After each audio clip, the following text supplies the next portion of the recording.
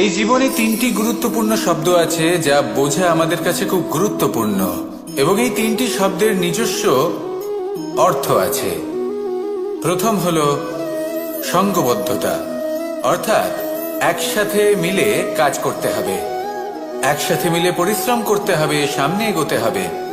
এরকম করতে পারলে আপনার শক্তি বৃদ্ধি পাবে, আপনার ক্ষমতা বৃদ্ধি পাবে, আপনি এগোতে পারবেন এবং অনেক দূরে যেতে পারবেন। দ্বিতীয় হলো আত্মবিশ্বাস। হেরে যাওয়া বস্তুও আবার জিতে নিতে পারবেন। যদি আপনার নিজের আত্মবিশ্বাস থাকে তাহলে আপনি কখনো পরাজিত হবেন না। এবং তৃতীয় হলো অহংকার।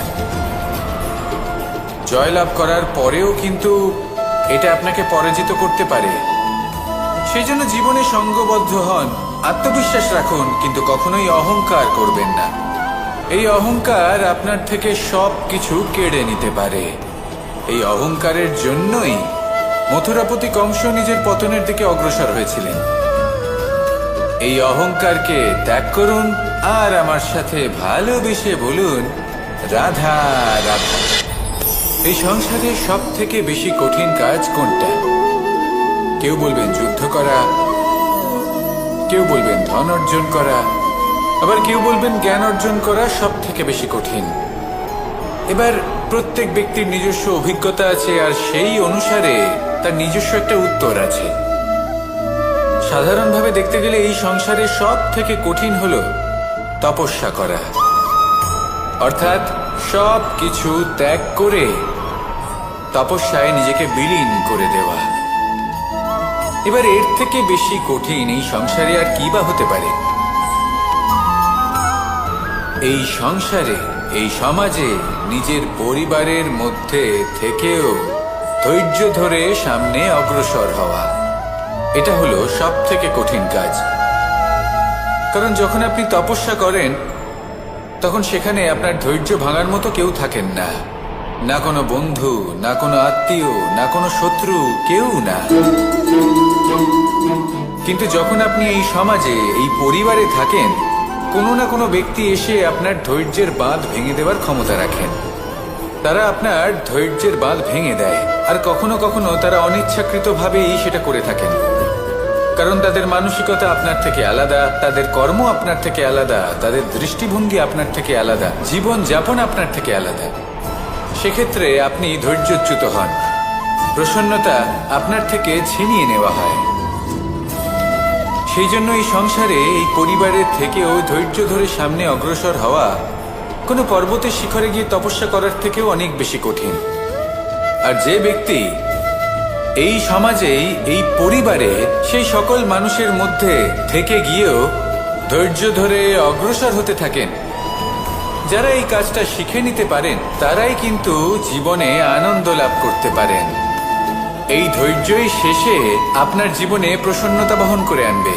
তাই ধৈর্য ধরে জীবনের পথে অগ্রসর হন আর আমার সাথে ভালোবেসে বলুন, রাধা রাধা। আমরা যখনই কোনো গাছের চারা রোপণ করি তখন সবার আগে পরীক্ষা করে দেখি যে যেখানে আমরা চারা রোপণ করতে চলেছি সেখানকার মাটি আদৌ উর্বর কিনা, সেই মাটি সেই চারাকে বাড়তে সাহায্য করবে কিনা। যখন একটা চারা রোপণের আগে আমরা এত কিছু ভাবতে পারি, তাহলে কাউকে বিশ্বাস করার আগে আমরা কেন ভাবি না? জীবনে কখনো এই বিশ্বাসরূপী চারা কোথাও রোপণ করার আগে বোঝার চেষ্টা করুন যে যার উপর আপনি বিশ্বাস করতে চলেছেন সে কি আদৌ আপনার বিশ্বাসের যোগ্য কি না। ভেবে দেখুন সেই ব্যক্তি ভবিষ্যতে গিয়ে আপনার বিশ্বাস ভাঙতে পারে কি না। এটাও ভেবে দেখুন যে যাকে আপনি বিশ্বাস করতে চলেছেন তাকে আপনি বিশ্বাস করলে নিজের জীবনের উদ্দেশ্যে আপনি অগ্রসর হতে পারবেন কি না। আর তার জন্য প্রয়োজন সঠিক সিদ্ধান্ত, পরখ করা, কোনটা উচিত কোনটা অনুচিত সেটা বোঝা। আর তাতে কিন্তু আপনি সন্দেহবাতিক হবেন না, তাতে আপনি আরো নিপুণ হয়ে উঠবেন। তাই যদি আপনি নিপুণ হয়ে উঠতে চান তাহলে বোঝার চেষ্টা করুন, পরখ করে দেখুন, কোনটা উচিত কোনটা অনুচিত বুঝুন। আর বিশ্বাস তখনই করুন যখন আপনি 100% নিশ্চিত হবেন যে সে বিশ্বাসের যোগ্য। আসুন আমার সাথে ভালোবেসে বলুন, রাধা রাধা। রাধা কখনো কখনো আমার জন্য বড়ই সুগন্ধি আতর নিয়ে আসে, পারিজাত ফুলের মালা নিয়ে আসে আমার প্রসাধন করবে বলে, এবং আমার সব থেকে বেশি প্রিয় মাখন নিজে হাতে বানিয়ে আনে আমাকে নিজে হাতে খাইয়ে দেবে বলে, সবকিছু আমাকে প্রসন্ন করবে বলে। কিন্তু আপনি কখনো ভেবেছেন যে এই আতর কিভাবে বানানো হয়? সহস্র ফুলের পাপড়ি একসাথে পিষে নিতে হয়, তারপরে তার থেকে যে রস নিঃসৃত হয় সেই রস দ্বারাই আতর তৈরি। অনেক সংখ্যক ফুলকে অসীম যন্ত্রণা ভোগ করতে হয়, তবে তারা আমার প্রসাধন সামগ্রী হয়ে উঠতে পারে। দুধ থেকে মাখন তৈরি করার জন্য কতটা পরিমাণ মন্থন সহ্য করতে হয় সেটা আপনি জানেন। ঠিক সেই রকমই হলো আমাদের জীবনও। বিপদও আসে, কঠিন পরিস্থিতিও আসে, এর সম্মুখীন হতে শিখুন। মনে রাখবেন, আপনি হলেন সেই দুধ যাকে মন্থন সহ্য করতে হবে মাখন হয়ে ওঠার জন্য। মনে রাখবেন, আপনি হলেন সেই ফুলের মতন যাদের পিষ্ট হতে হবে সুগন্ধি আতর হয়ে ওঠার জন্য, যাকে এই সংসার পছন্দ করে। কখনো কখনো জীবনে আপনার সাথে খারাপ শুধুমাত্র এই কারণে ঘটে যাতে আপনার শ্রেষ্ঠ রূপ এই সংসারের সামনে আসতে পারে। শুধুমাত্র কঠিন পরিস্থিতি এবং বিপদকে একটা সুযোগ হিসেবে দেখার চেষ্টা করুন। আপনার জন্য এই সংসার বদলে যাবে, সংসারকে দেখার দৃষ্টিভঙ্গি পাল্টে যাবে, আপনার ভাগ্য পাল্টে যাবে, আর এই মন প্রসন্ন হয়ে বলবে, রাধা রাধা। পাশা নামক এই খেলাটি আপনারা নিশ্চয়ই খেলেছেন, না খেলে থাকলে দেখেছেন, আর যদি দেখেও না থাকেন তাহলে নিশ্চিত রূপে শুনেছেন। মহাভারতের এই মহাযুদ্ধ কোথাও না কোথাও এই পাশা নামক খেলার কারণে হয়েছিল। পাশার এই বিচিত্র খেলা, দান, এইসবের কারণে কেউ নিজের মাথায় রাজ মুকুট পরিধান করেছিলেন, আবার সেখানে পরাজিত হওয়ার জন্য কাউকে বনবাস ভোগ করতে হয়েছিল। কিন্তু এই খেলা সমাপ্ত হওয়ার পরে সমস্ত ঘুঁটি আর এই পাশার ছক একই পুটলিতে স্থান পেল। এটাই হলো আমাদের জীবন। এই সংসারে আমরা জয় পরাজয়ের বিষয়ে এতটাই ভাবি, এত চিন্তা করি যে এই জীবনের খেলার আনন্দটাই উপভোগ করতে পারি না। আর অবশেষে কি হয়? কেউ জয়ী হন, কেউ পরাজিত হন, কিন্তু দুজনেই একই স্থানে পৌঁছে যান। প্রত্যেক ব্যক্তি মৃত্যুর পরে একটি নির্দিষ্ট স্থানেই পৌঁছতে বাধ্য, কিন্তু ততক্ষণ এই জীবন, এই খেলা, তার আনন্দ উপভোগ করুন। এই সংসারে সেই ব্যক্তি শ্রেষ্ঠ স্থানে পৌঁছতে পেরেছেন যিনি এই সংসারকে প্রকাশ প্রদান করেছেন, যিনি কখনো জয় পরাজয় এ বিষয়ে ভাবেননি, শুধু এই জীবনের খেলার আনন্দ উপভোগ করেছেন। এটাই আপনিও করুন, আর আমার সাথে ভালোবেসে বলুন, রাধা রাধা। প্রত্যেক মানুষ নিজের জীবনে দুঃখ অনুভব করেন। প্রত্যেকের দুঃখ আলাদা হতে পারে। কারোর মনে এই দুঃখ থাকে যে সে তার বাবা মায়ের সব ইচ্ছে পূরণ করতে পারেননি।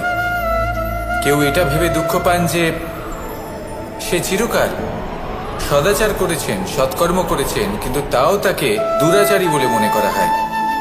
কেউ এটা ভেবেও দুঃখ পান যে তার সামনে যে ব্যক্তি রয়েছেন তার চোখে তিনি শত্রু হয়ে উঠেছেন বা দুষ্ট হয়ে উঠেছেন, যেখানে তিনি হয়তো কোনো অনুচিত কাজই করেননি। এবার এই সমস্ত বিষয় নিয়ে ভেবে নিজের ব্যক্তিত্ব নিয়ে সন্দেহ প্রকাশ করবেন না। যদি নিজের ব্যক্তিত্ব নিয়ে কোনো সন্দেহ থেকে থাকে তাহলে কর্ম সংক্রান্ত প্রশ্ন করুন যে আপনি যা করেছেন তাতে কি উচিত ছিল, কি অনুচিত ছিল। যেটা প্রয়োজন সেটা এটা বোঝার যে আপনার অন্তর্মন, আপনার বিবেক আপনাকে কি বলছে, আর আপনার অন্তর্মন আর আপনার বিবেক আপনাকে যেটা করতে বলবে শুধু সেটাই করুন। আর তারপরে এই সংসার কি বলবে, কি ভাববে সেসব নিয়ে ভাবতে যাবেন না, কারণ এই সংসার তো ঈশ্বরকেও প্রশ্ন করে থাকে, ঈশ্বরকেও দোষী মনে করে। কখনো কখনো যখন কোনো ঘটনা মানুষের ইচ্ছা অনুযায়ী ঘটে না, তখন মানুষ এটা বলে যে হে ঈশ্বর, আপনি আমার পাশে থাকলেন না, আপনি বড়ই কঠোর, এটা আপনার দোষ। যেখানে বেশিরভাগ সময় হয়তো সে নিজেই নিজের কর্মফল ভোগ করছে। আর কখনো কখনো ঈশ্বর হয়তো তার জন্য আরো ভালো কোনো পরিকল্পনা করে রেখেছেন, কিন্তু মানুষ এটা বুঝতে পারে না। তাই দিনের শেষে যেটা প্রয়োজন সেটা হলো নিজের মনের কথা বুঝতে হবে। আপনার বিবেক কি বলছে শুধু সেটাই করুন আর সামনে এগোতে থাকুন। আমার সাথে ভালোবেসে বলুন, রাধা রাধা। পরিবর্তন, এটা হলো সৃষ্টির অমূল্য নিয়ম। এই সংসারে সবকিছু সময়ান্তরে পরিবর্তিত হয়, এই সময়ও পরিবর্তিত হয়। পরিবর্তন চিরকাল হয়ে এসেছে আর চিরকাল হতে থাকবে, কিন্তু এবার আমরা সেই পরিবর্তন কিভাবে লাভ করব যেটা আমাদের প্রয়োজন, যেটা আমরা চাই। আমরা জীবনে বিকাশ চাই। এই বিকাশ কিভাবে লাভ করতে পারি? এই প্রকৃতি কিন্তু আমাদের অত্যন্ত উত্তম উদাহরণ দিয়ে বুঝিয়েছে। একটি বিন্দুর উদাহরণ দিয়েছে যা ভবিষ্যতে একটা বিশাল নদীর আকার ধারণ করে। এটা কিভাবে হয়? মেঘ থেকে একটি বিন্দু ঝরে পড়ে সেই পর্বতের ওপর যেখানে হিম আছে। সেই হিমের সংস্পর্শে আসা মাত্র সেই বিন্দুর সাথে আরো বেশ কিছু বিন্দু যুক্ত হয়। তারপর তারা অগ্রসর হয়, আরো কিছু বিন্দু যুক্ত হয়, আস্তে আস্তে একটা ক্ষীণ ধারার রূপ ধারণ করে এবং সেটাই ভবিষ্যতে আরো এগোতে থাকে। অনেকটা যাওয়ার পর যখন অনেক সংখ্যক বিন্দু একসাথে যুক্ত হয় তখন সেটা বিশাল নদীর আকার ধারণ করে। এবার আমরা মানুষ বলে আমাদের সাথে এই নিয়মের অন্যথা হয় তা নয়। আমরাও এই প্রকৃতির অংশ, আমাদের ক্ষেত্রেও একই নিয়ম প্রযোজ্য। যখন পরিশ্রম করে অনেক সংখ্যক বিন্দু আমরা একত্রিত করব তখনই পরিবর্তনের নদী প্রবাহিত হবে। প্রয়োজন হলো নিরন্তর পরিশ্রম করা এবং ধৈর্য ধরা। এটা করতে থাকুন, জীবনে সবকিছু লাভ করতে পারবেন, কারণ প্রকৃতি আমাদের এটাই শিখিয়েছে। আর আমরা এই ব্রহ্মরই একটি অংশ, যার দ্বারা এই ব্রহ্মাণ্ড নির্মিত। আসুন আমার সাথে ভালোবেসে বলুন, রাধা রাধা। কখনো এই প্রকৃতির দিকে তাকিয়ে থাকবেন। এই প্রকৃতি অনেক ধরনের শিক্ষা দেয়। কোনো একটা গাছকে দেখুন কিভাবে সে মাটি থেকে জল শুষে নেয়। সে ঝড় হোক বা হোক কড়া রোদ সব সহ্য করে এবং অবশেষে সে ফল ধারণ করে। আর সেই ফল উৎপন্ন করার পরে সে ফল কিন্তু সে নিজে গ্রহণ করে না, এই সংসারকে প্রদান করে, যাতে পশু পাখি মানুষ তারা এই ফল গ্রহণ করে শক্তিশালী হয়ে উঠতে পারে, সুস্থ থাকতে পারে। সেভাবেই নদী, সরোবর এরা নিজেরাও কিন্তু নিজেদের জল গ্রহণ করে না, মাটিকে প্রদান করে, পশু পাখিকে প্রদান করে। সূর্য নিজেও নিজের জন্য প্রজ্বলিত হয় না, সে প্রকাশ ছড়িয়ে দিতে চায় আমাদের সবার কাছে, সে আলো পৌঁছে দিতে চায়। এই প্রত্যেকের কর্মে পরমার্থ নিহিত আছে, আর সেই জন্যই এদের সকলকে পুজো করা হয়। তাই মনে রাখবেন, আপনার কাছে জীবন যাপনের অতিরিক্ত যা কিছুই আছে তা পরমার্থের জন্য। তাহলে তার সদ্ব্যবহার করুন আর আমার সাথে ভালোবেসে বলুন, রাধা রাধা। আমরা প্রত্যেকেই অবশ্যই এমন সময় দেখেছি যখন অনেকগুলো সমস্যা একসাথে আমাদের জীবনে এসে পড়ে। সমস্যা আমাদের প্রত্যেকের জীবনেই থাকে। আমরা তার সমাধান খুঁজতে চেষ্টা করি, কখনো সমাধান খুঁজে পাই, আবার কখনো যতই চেষ্টা করি না কেন কোনো সমাধান খুঁজেই পাই না। আর যখন এটা হয় তখন মানুষ অত্যন্ত বিচলিত হয়ে পড়ে।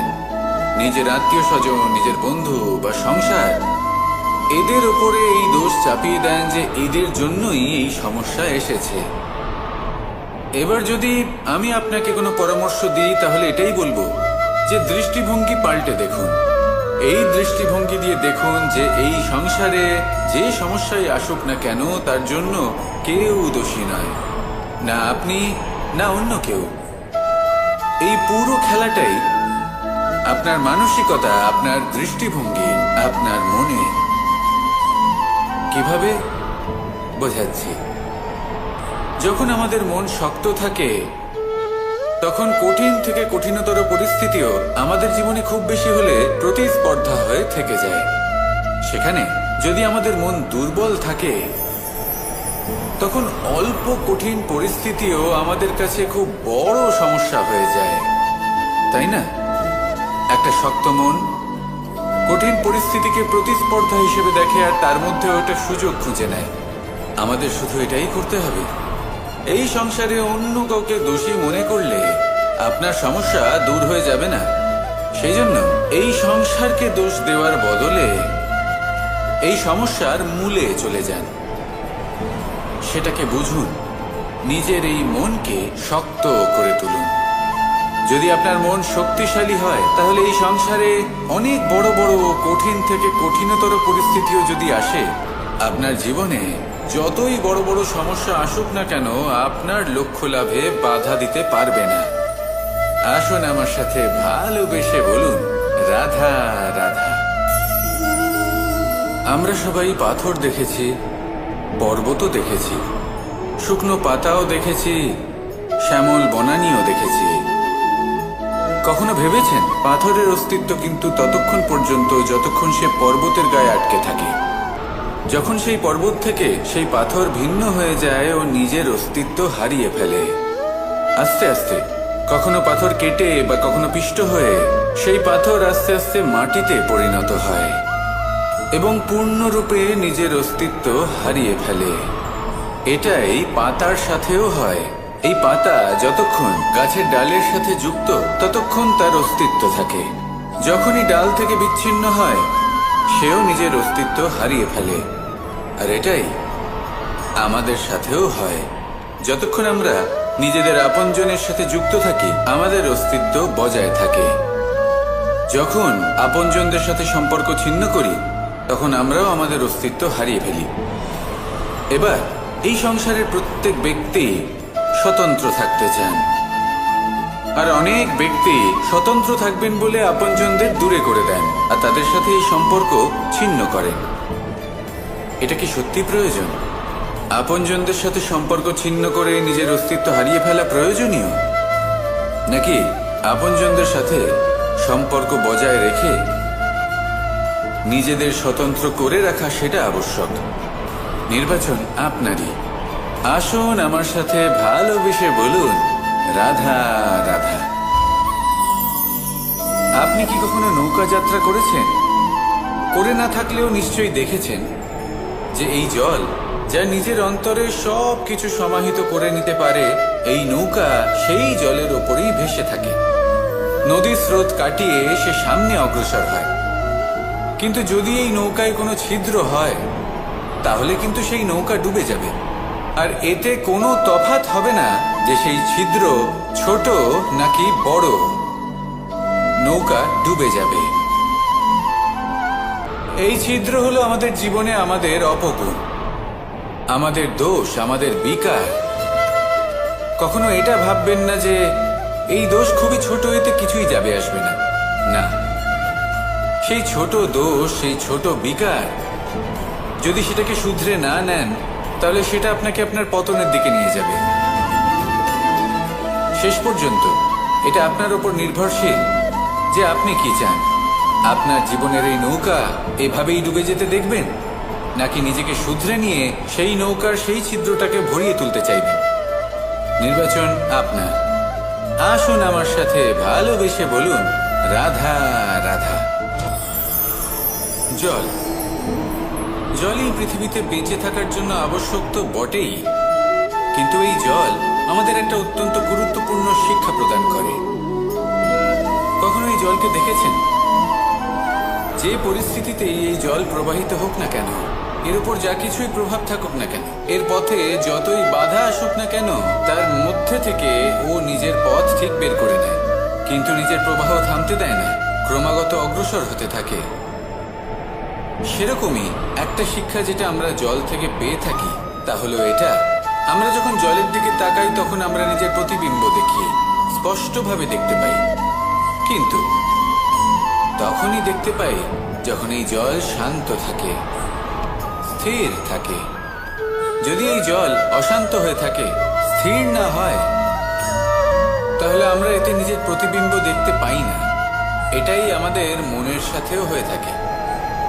যখনই জীবনে কোনো সংকট আসে, যদি আমরা শান্ত মনে, স্থির মনে সিদ্ধান্ত নিই, তাহলে সেটা এমন একটা শীতল সিদ্ধান্ত হবে যেটা আমাদের ভবিষ্যৎকে একটা শ্রেষ্ঠ স্থানে নিয়ে যাবে। যদি এই মন অশান্ত হয়, বিচলিত হয়, পীড়িত হয়, দুঃখিত হয়ে থাকে, রুষ্ট হয়ে থাকে, তাহলে অনেক সময় আমরা এমন সিদ্ধান্ত নিই যেটা আমাদের জন্য অনুচিত প্রমাণিত হয়। যখন আপনি ক্রুদ্ধ ছিলেন বা দুঃখের বশে ছিলেন, তখন অনেক সময় হয়তো এমন সিদ্ধান্ত নিয়েছেন যেটার জন্য ভবিষ্যতে আপনি অনুশোচনা করেছেন। এবার দেখুন, এই আবেগগুলো থেকে আমরা পালাতে পারবো না, কিন্তু এই আবেগগুলো আপনার উপর কতটা প্রভাব ফেলবে সেটা আমরা অবশ্যই ঠিক করতে পারি। এই মনকে আমরা নিয়ন্ত্রণ করতে পারি। এটাই করুন, চিন্তা করুন, এই মনকে শান্ত রাখুন, স্থির হতে চেষ্টা করুন, আর তারপরে সিদ্ধান্ত নিন। আসুন আমার সাথে ভালোবেসে বলুন, রাধা রাধা। এই সংসারে ভৌতিক বস্তুরও নিয়তি আছে। যারাই এই সংসারে আসে বা উৎপন্ন হয়, তারা কিছুমাত্র সময় পর্যন্তই এখানে থাকতে পারে, আর তারপরে সেও লুপ্ত হয়ে যায়, অর্থাৎ সে নিজেও এই পঞ্চমহাভূতে সমাহিত হয়ে যায়। আমাদের সাথেও ঠিক এটাই হয়। সেই জন্যই ঈশ্বর দ্বারা প্রদত্ত এই উপহারের বিষয়ে ভাবুন, এই জীবনের বিষয়ে ভাবুন। ঠিক যেমন বিশ্বাস ভঙ্গ হলে কোনো ব্যক্তি আমাদের কাছে অপরিচিত হয়ে যান, ঠিক সেরকমই শেষ নিঃশ্বাস ত্যাগের পর এই শরীরও আমাদের কাছে পরই হয়ে যায়। তাই এই শরীর থাকাকালীন শ্রেষ্ঠভাবে একে সদ্ব্যবহার করুন, এই জীবনে শ্রেষ্ঠ কর্ম করুন। আর এই জীবনকে শ্রেষ্ঠভাবে যাপন করার জন্য কিছু কথা বোঝা প্রয়োজনীয়। যদি আপনি কারোর প্রশংসা করেন, তাহলে পূর্ণ হৃদয় দিয়ে করুন। যদি আপনি হস্তক্ষেপ করে থাকেন, তাহলে মস্তিষ্ক দ্বারা করুন। যদি আপনি সমীক্ষা করেন, তাহলে বিবেক দ্বারা করুন। যদি আপনি ধন অর্জন করতে চান, তাহলে নীতি অনুসারে চলুন। যদি জীবনযাপন করতে চান, তাহলে রীতি মেনে করুন।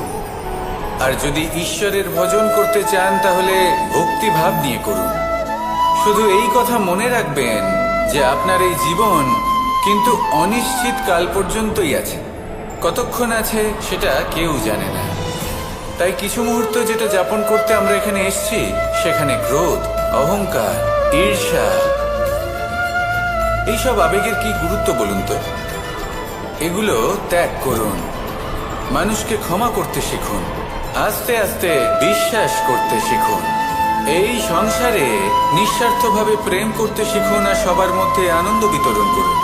তাই এই সব গুণ যদি আপনি আত্মসাৎ করতে পারেন, তাহলে আপনার জীবনে শুধু আনন্দ এবং আনন্দই বিরাজমান হবে।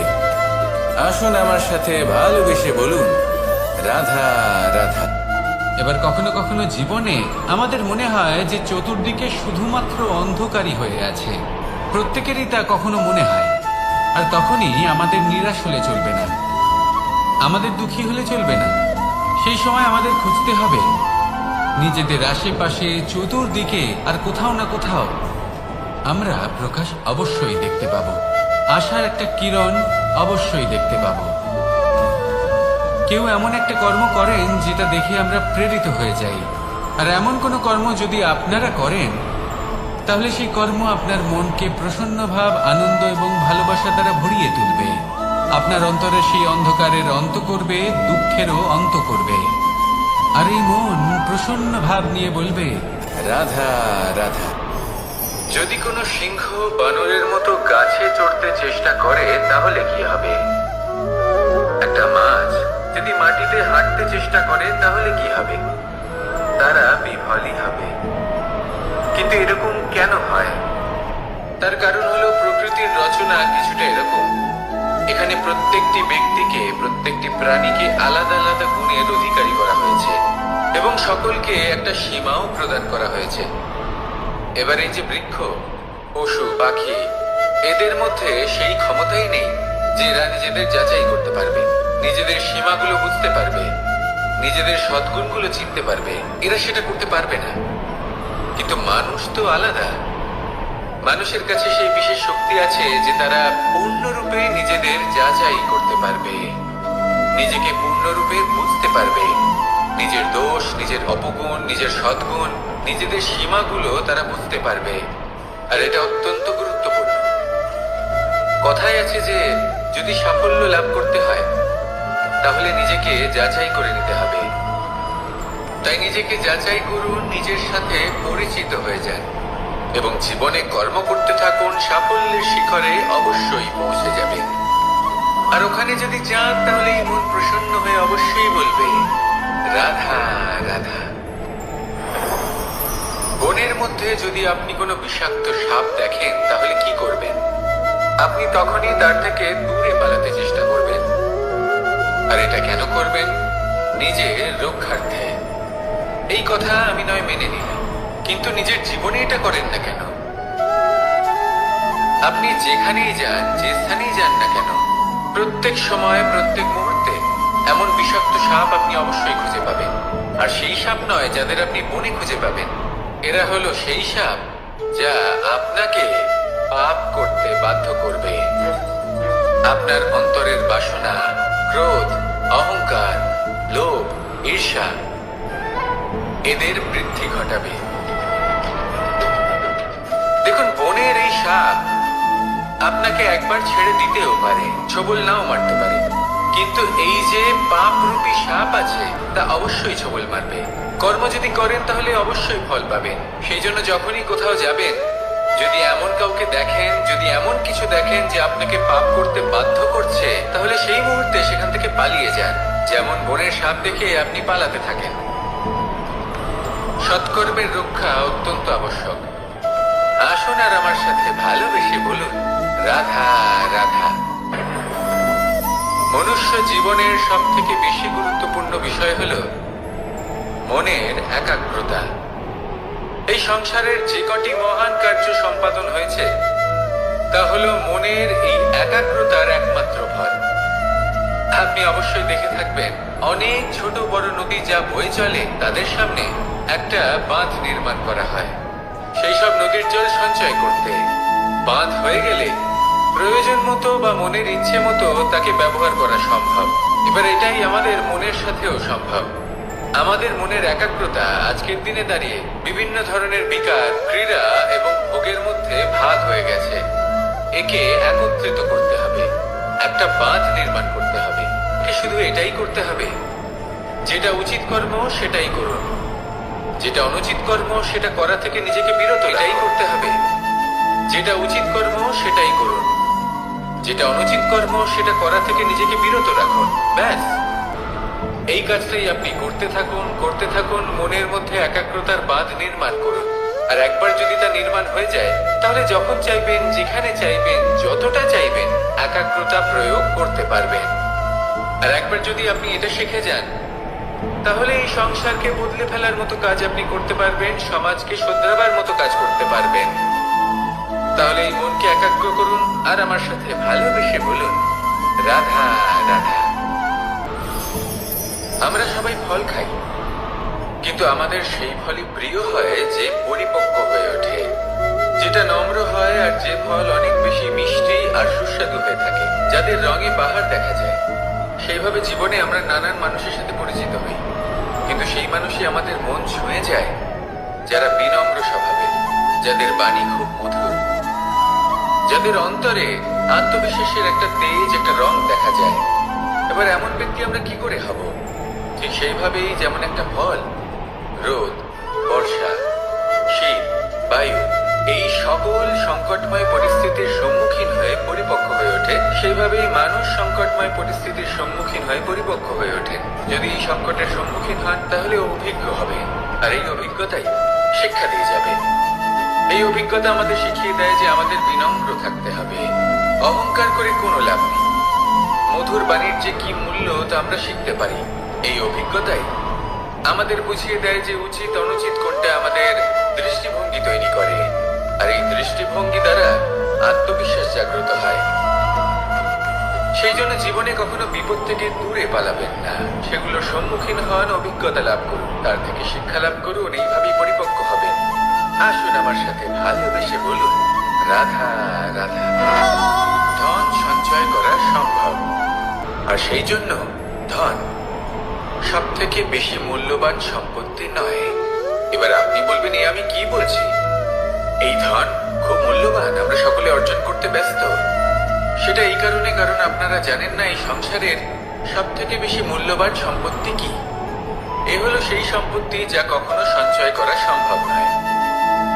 আপনার কাছে যতই ধন থাকুক তা দিয়ে আপনি স্বাস্থ্য লাভ করতে পারেন, বাড়ি কিনতে পারেন, আদি ইত্যাদি, কিন্তু আপনি যতই ধনী হন না কেন, ফেলে আসা দিনের একটা মুহূর্ত আপনি লাভ করতে পারবেন না। এই একটা মুহূর্ত, এই সময়, এটাই হলো সংসারের সব থেকে মূল্যবান সম্পত্তি। একবার চলে গেলে তা কখনোই ফিরে আসে না। আর এই মুহূর্ত যতই চলে যাক না কেন, আমরা স্মৃতির মাধ্যমে সেগুলি যাপন করতে পারি, তার আনন্দ উপভোগ করতে পারি। আর যার সাথে আমরা সময় অতিবাহিত করেছি তার স্মৃতিতে আমরা চিরকাল জীবিত থাকতে পারি। সেই জন্য সময় সব থেকে মূল্যবান সম্পত্তি, তাকে এইভাবে নষ্ট করবেন না।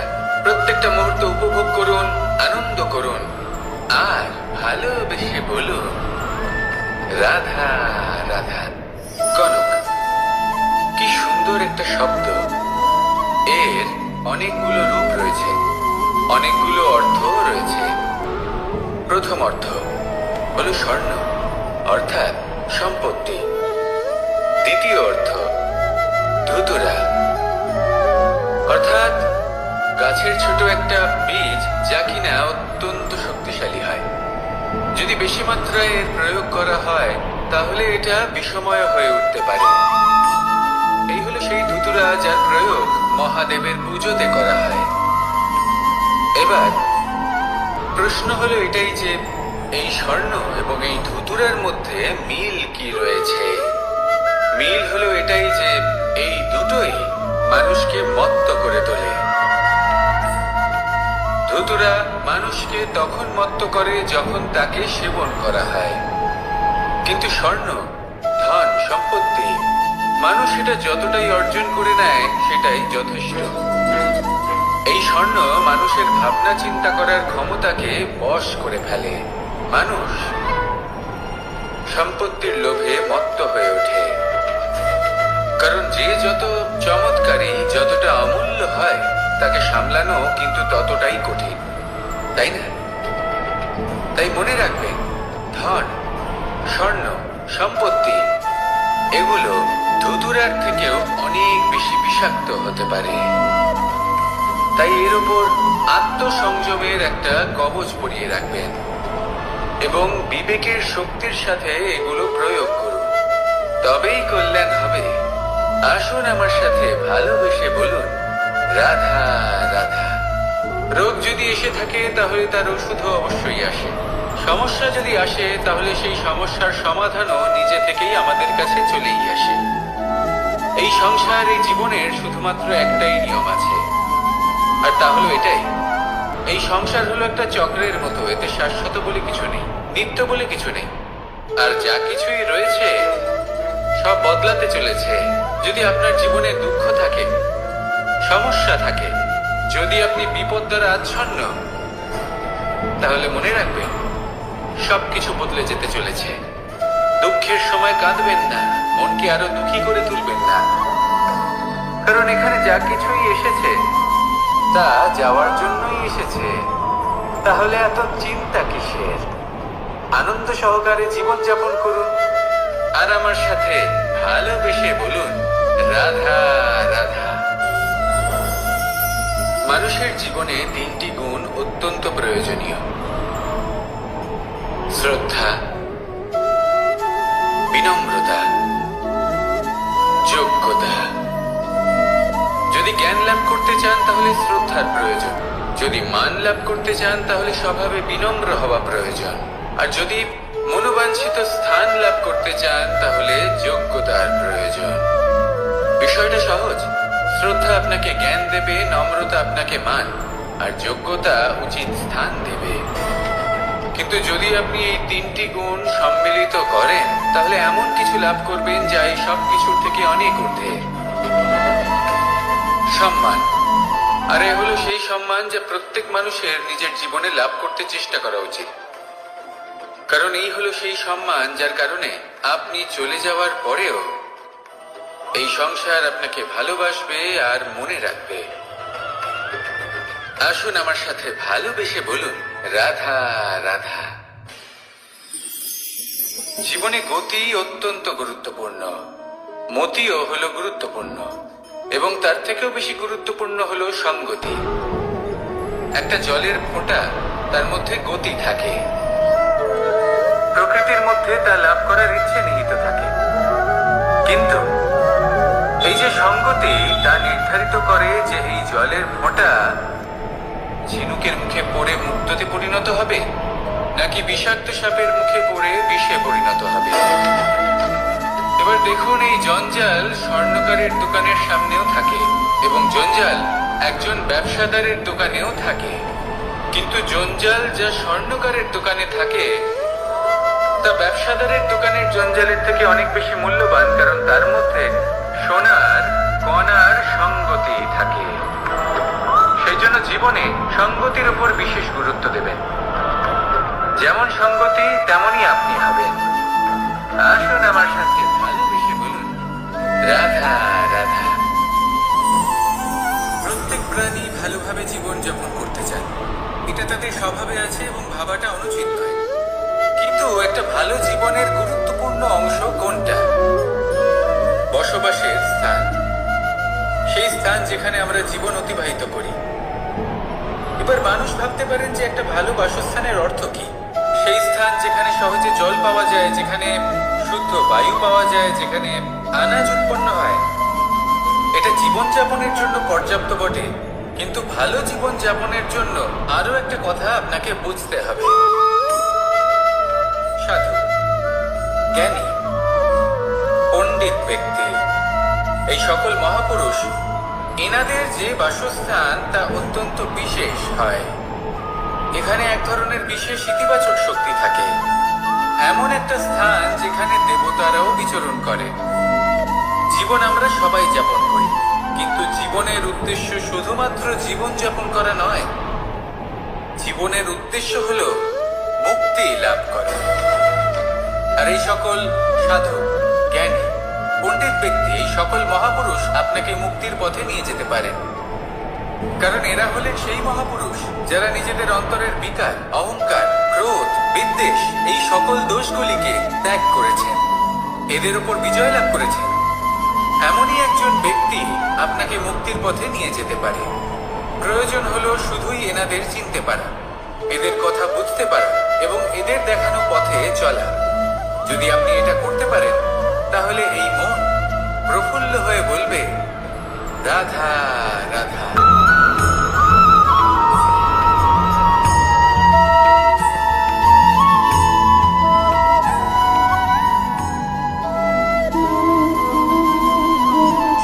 এই শুকনো পাতাটিকে দেখুন, নিষ্প্রাণ হয়ে পড়েছে।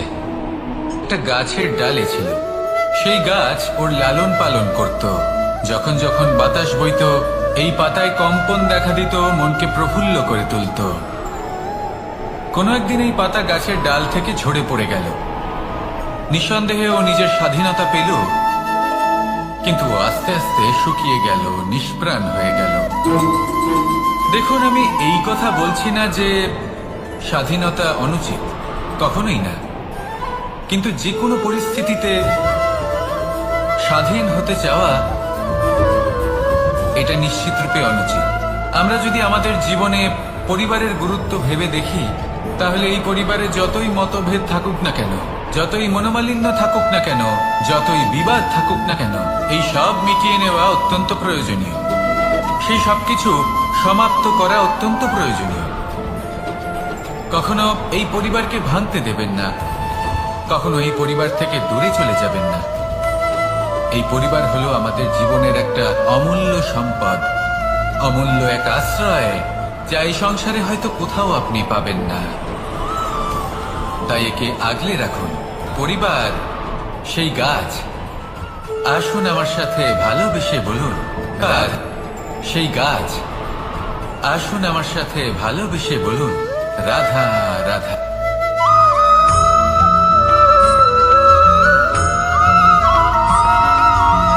এই সংসারে প্রত্যেক মানুষ এটাই সর্বশ্রেষ্ঠ সময় কোনটা? মহাদেব হাসলেন আর উনি বললেন, জীবনে উৎসব পালনের সব থেকে শ্রেষ্ঠ দিন হলো মৃত্যুর ঠিক আগের দিনটা।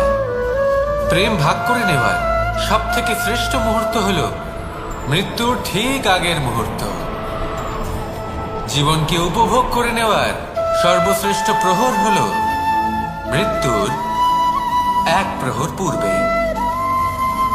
তখন আমি চমকে গেলাম। আমি বললাম, কিন্তু মহাদেব, মৃত্যু তো অনিশ্চিত, আমরা জানিও না কবে আমাদের মৃত্যু হবে। মহাদেব আবার হাসলেন। উনি বললেন যে যদি আমরা এভাবে জীবন কাটাই যে আমরা জীবনের প্রত্যেক দিন, প্রত্যেক মুহূর্ত, প্রত্যেক প্রহর শেষ বলে মনে করি, তাহলে আমাদের সমস্ত জীবন আনন্দের সাথেই অতিবাহিত হবে। কি বলেন?